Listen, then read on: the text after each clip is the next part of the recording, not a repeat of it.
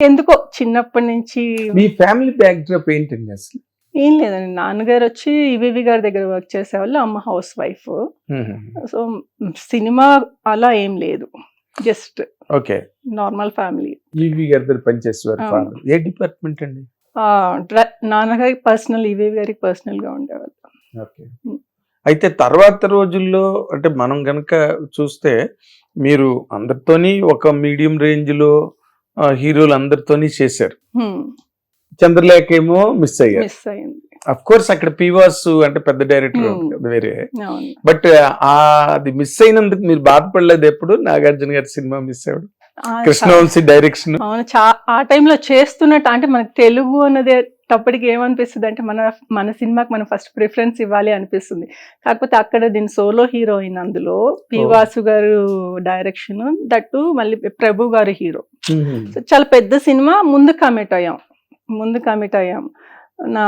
నాగార్జున గారిది చేస్తున్నప్పుడు చాలా ఫీల్ అయ్యా, అయ్యో తెలుగులో పెద్ద సినిమా వచ్చింది, చేస్తుంటే బాగుండేది, మన లాంగ్వేజ్ తెలుగు లాంగ్వేజ్ అని. ఆ మూవీ చేస్తున్నన్ని రోజులు, అది జరుగుతున్నన్ని రోజులు కూడా, వాళ్ళ మూవీ జరుగుతున్నన్ని రోజులు కూడా ఆ క్యారెక్టర్ నాది అనుకుంటూ ఉంటాను అనమాట. ఇప్పటికే ఎప్పుడైనా టీవీలో వస్తే అమ్మాయి ఆ రోల్ చూస్తుంటే ఇది నా రోల్, ఈ క్యారెక్టర్ నేను చేయాల్సింది, నేను చేస్తే ఎలా ఉండేది అని అనుకుంటూ ఉంటా. ఎలా నిజంగానే మీరు చేస్తే బాగుండేదా? ఎక్కువ మీకు అనిపించిందా? ఏ ఆర్టిస్ట్ కైనా అలాగే అనిపిస్తుంది. నేను ఇంకొంచెం బాగా చేసి ఉండేదాన్ని అనిపిస్తుంది. అలా ఉంటేనే అది రియల్ ఆర్టిస్ట్. అంటే మనం ఊరికే ఉదాసీనంగా మనం సంతృప్తి పడిపోవడం కాదు, కానీ బట్ అలా అనుకోవడం కూడా ఒక మంచి లక్షణమే కళాకారులు. అవును, 100%. దీనికన్నా అంటే వాళ్ళు ఎలా చేశారు, వాళ్ళకన్నా నేను ఎంత బాగా చేసేదాన్ని అని నేను ఊహించుకుంటాను అనమాట. అదే కదా, ఊహించుకొని సో నేనైతే ఇంకా ఇలా బాగా చేసి ఉండేదాన్ని అనేది ఫీల్ అవుతూ ఉంటా. మళ్ళీ కృష్ణవంశీ గారితో మళ్ళీ చేసే అవకాశం ఎక్కడ? ఇంకా రాలేదు కదా, నాగార్జున గారితో చేసే అవకాశం. అంటే ఆ స్లాట్ హీరోలతో మీకు ఎక్కడ అవకాశాలు? ఒకటి నాగార్జున గారితో మిస్ అయింది, మరి తర్వాత బాలకృష్ణ గారు మూవీ ఒకటి ఓపెనింగ్ అయింది నాది యాక్చువల్ గా. అప్పుడు ఆయన సోషల్ ఫ్యాంటసీ సినిమా ఒకటి ఓపెన్ చేశారు. ఓపెన్ చేసిన తర్వాత ఏదో ఇష్యూ వల్ల ఆ ప్రాజెక్ట్ ఆగిపోయింది. అందులో నేను సోలో హీరోయిన్ గా పెట్టారు. సో ఆ ప్రాజెక్ట్ ఆగిపోయినప్పుడు డైరెక్టర్ ఎవరండి? బి గోపాల్ గారు అనుకుంటా. సో ఆ ప్రాజెక్ట్ ఆగిపోయింది. ఎందుకు ప్రొడ్యూసర్స్ సంథింగ్ ఏదో ఇష్యూ వల్ల ఆగిపోయింది. అదొక్కటి నాకు బాగా డిసప్పాయింట్ అయ్యాను అనమాట ఆ టైంలో. బాలకృష్ణ గారి ఫిలిం అంటే చాలా ఇదిగా అప్పుడు ఆ టైంలో. అవును, ఒకటేమో అలా మిస్ అయింది, ఒకటేమో ఇలా మిస్ అయింది నాకు. సో అదర్ లాంగ్వేజెస్ ఏమో నాకు మంచి మంచి హీరోలు, ఐ మీన్ పెద్ద హీరోలతో వర్క్ చేస్తూ ఉన్నాను. తెలుగులో ఈ రెండు ఇలా పోయాయి నాకు. అది ఆ రెండు పోవడం అన్నదే అంటే ఆ రేంజ్ కి వెళ్ళలేకపోవడానికి కారణమేమో నేను అనుకుంటున్నాను. కరెక్ట్ అయ్యి ఉండొచ్చు. అంతేనా? ఇంకేమైనా మీకు పర్సనల్ ప్రాబ్లమ్స్, అంటే personal problems in the sense అంటే వాళ్ళ డిమాండ్స్ రీచ్ అవ్వలేకో? అయ్యో అట్లా ఏం లేదు. ఓకే. నన్ను చక్కగా వాళ్ళ ఫ్యామిలీ మెంబర్ లా ట్రీట్ చేసేవాళ్ళు. నేను అందరితో అలాగే ఉండేదాన్ని. సో నాకు ఎక్కడ అట్లాంటి ప్రాబ్లమ్స్ ఏం రాలేదు ఎవరితోటి. మీరు నార్మల్ గా ఓకే, మొదటి రోజుల్లో మీకు సినిమా అంటే ఇంట్రెస్ట్ ఉంది, మీ నాన్నగారిని ఒప్పించి సినిమా చేశారు, మొదటి సినిమా. తర్వాత ప్రయాణంలో మీకు అంటే బేసిక్ గా నేను ఇంత పెద్ద హీరోయిన్ అయ్యే లక్షణాలు నాకున్నాయి అని నేను అవ్వలేకపోతున్నాను అన్న ఫీలింగ్ ఏమైనా వచ్చిందా? మీరు ఎప్పుడు మీరు సంతృప్తిగానే అంటే ఎప్పుడు వర్క్ చేస్తూనే ఉన్నా. అంటే పెద్ద హీరోయిన్ చిన్న హీరోయిన్ అనేది నేను ఎప్పుడు అది నమ్మను. నేను హీరోయిన్ గా వర్క్ చేస్తూ ఉన్నాను. నా అంత బిజీగా ఏ పెద్ద హీరోయిన్ అంటున్నారు కదా మీరు, వాళ్ళెవరు బిజీగా లేరు.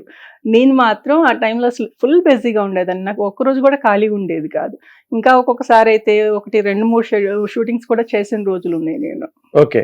సో అంత బిజీగా ఉన్నది కాబట్టి నాకు నేను చిన్న హీరోయిన్, పెద్ద హీరోయిన్ అని అసలు ఎప్పుడు ఏ రోజు కూడా ఫీల్ అవ్వలేదు. నాకు నేనే పెద్ద హీరోయిన్, ఎందుకంటే అంత బిజీగా వర్క్ చేస్తూ ఉన్నా నేను. సో చాలా హ్యాపీ నేను. మీ కెరీర్ ప్రకారం మీరు చాలా హ్యాపీ నేను. ఓకే.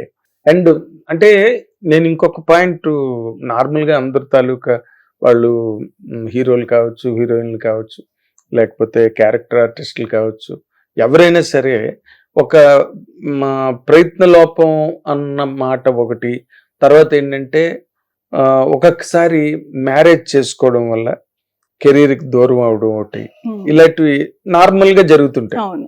ఒక్కొక్కరికి ఒక్కొక్క టైప్.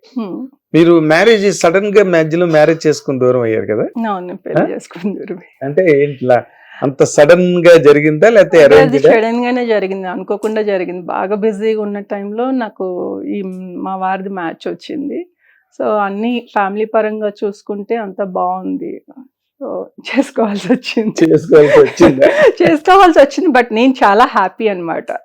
సో మ్యారేజ్ లైఫ్ లో నేను మంచిగా హ్యాపీగా ఉన్నాను చాలా. సో ఇంకా అందుకని నేను మూవీస్ వదిలేసినందుకు ఏ రోజు బాధపడలేదు. సో ఫ్యామిలీ లైఫ్ సెటిల్ అయ్యాను, హ్యాపీగా ఉన్నాను, మంచి పిల్లలు ఉన్నారు. సో చాలా హ్యాపీ ఉన్నా ఫ్యామిలీ లైఫ్కి వెళ్ళిన తర్వాత. కానీ మళ్ళీ చెప్పాను కదా ఇందాక, సినిమా అనేది మనకి పోదు కదా. కొంచెం పిల్లలు ఒక 5 years వచ్చిన తర్వాత ఇంకా మళ్ళీ స్టార్ట్. ఏమండి నేను వర్క్ చేసుకుంటాను అంటే, అబ్బా నీ గోలకు అన్న పోయి చేసుకో అని చెప్పారు. సో మళ్ళీ సెకండ్ ఇన్నింగ్ స్టార్ట్ చేశాను.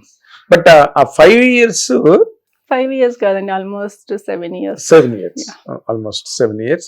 ఈ 7 years అసలు మీకు మధ్యలో ఆపర్చునిటీస్ రావడం, మీరు వద్దు నేను చేయలేనని చెప్పడం, లేకపోతే ఆ లైఫే ఎక్కువ బాగుంది, దీనికి పెద్ద మనం ఇంపార్టెన్స్ ఇవ్వక్కర్లేదు కెరీర్ కి, ప్రొఫెషనల్ కెరీర్ కి, ఇలాంటి ఆలోచనలు మీకు ఏమైనా వచ్చాయండి? It is very difficult. అన్నట్టుగా ఒక్కసారిగా బిజీగా ఉండి ఫ్యామిలీ లైఫ్ లోకి వెళ్ళాను కదా. సో కొంత ఫస్ట్ 1-2 months నాకు కొంచెం ఒక్కసారి బిజీ వర్క్ నుంచి వచ్చి ఫ్యామిలీ లైఫ్ లో పడ్డాను కదా, అది ఏం అర్థం కాలేదు. ఏంటో ఏదో మిస్ అవుతున్నానన్న ఫీలింగ్ ఉండింది. బట్ తర్వాత ఇంకా టూర్స్ అని ఫ్యామిలీ లైఫ్ కొంచెం అది అలవాటు అయిపోయింది నాకు. అలవాటు అయిపోయి ఇంకా ఫ్యామిలీలో మొత్తానికి అటు వెళ్ళిపోయాను. ఓకే, మీరు బాగా ఎంజాయ్ చేసిన పార్ట్ సినిమా కెరీర్ కానీ లేకపోతే పర్సనల్ ఫ్యామిలీ లైఫ్ లో మీరు ఆలోచిస్తే కనుక మీరు బెస్ట్ పార్ట్ అని చెప్పాలంటే ఏం చెప్తారండి? ఫ్యామిలీ పార్ట్, పిల్లలు. నాకు అంటే చాలా హ్యాపీగా ఉన్నాను. సో అది చాలా మందికి దొరకదేమో, నాకు దొరికింది అని. నాకైతే రియల్గా నేను ఫ్యామిలీ లైఫ్ లో చాలా హ్యాపీగా ఉన్నాను. సో అప్పుడు గాన నేను సినిమాలే ముఖ్యమని నేను మ్యారేజ్ ని వద్దు అనుకొని ఉంటే నేను డెఫినెట్ గా చాలా మిస్ అయ్యేదాన్ని. చాలా గ్రేట్, కరెక్ట్ డెసిషన్ తీసుకున్నాను ఆ టైంలో. సో దానికి ప్రౌడ్ గా ఫీల్ అవుతూ ఉంటా. అవును కదా, ఇప్పుడు నార్మల్ గా సినిమా వాళ్ళు పెళ్లిళ్ళు అనగానే ఫర్ మెనీ రీజన్స్, ఒక రీజన్ కాదు, మనం చెప్పలేము అవన్నీ కూడా వాళ్ళు అంతర్గతంగా ఫేస్ చేసే ప్రాబ్లమ్స్ అనుకోండి. బట్ చాలా వరకు మిస్ఫైర్ అవడం అలాంటివన్నీ మనం చూస్తుంటాం. అవి చూసే అనిపిస్తుంది నేను చాలా హ్యాపీగా ఉన్నాను. స్టిల్ కూడా చాలా హ్యాపీగా ఉన్నాను. ఇప్పుడు కూడా మేమిద్దరం లైక్ ఎక్కడికైనా వెళ్తే న్యూ కపుల్ లాగే ఉంటాం అనమాట. సో అందుకని నాకు చాలా హ్యాపీ అనిపిస్తుంది నాకు. Great, really great.